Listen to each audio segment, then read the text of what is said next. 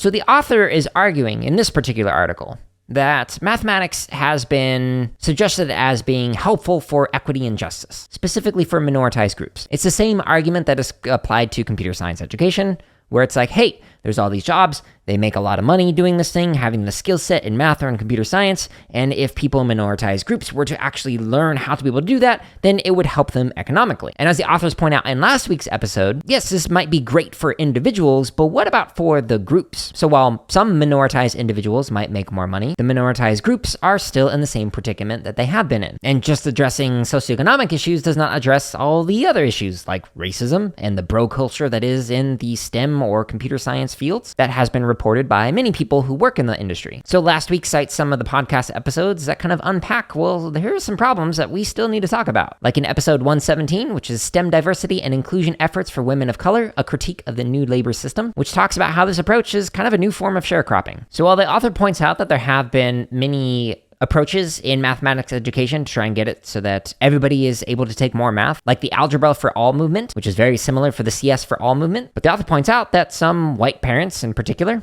have lobbied for, okay, well, if other minoritized groups are going to get the same education, then we're going to push to have calculus in 8th grade, which, yes, that is a citation for an actual thing. So anytime the playing field is being leveled, well, then they're going to try and find some other way to advance beyond that, which might not be inherently problematic. Like if you want your students to have an above average education, I mean, yeah, that makes sense. But we do need to talk about how it tends to be certain demographics that receive that above average education and not others. And we can raise the question of why is that? But the author goes on page 31 to say, quote, another problem is that while greater Black and brown participation in the STEM workforce may attenuate racial wealth gaps, it does not account for how STEM has been deployed to dehumanize people of color. And a little bit further down, quote, a more racially just world can't only be about economics. It must also be one where people of color are recognized as full human beings, end quote, which is an important point and is a very unfortunate thing that has to be stated. But given the history of the United States and,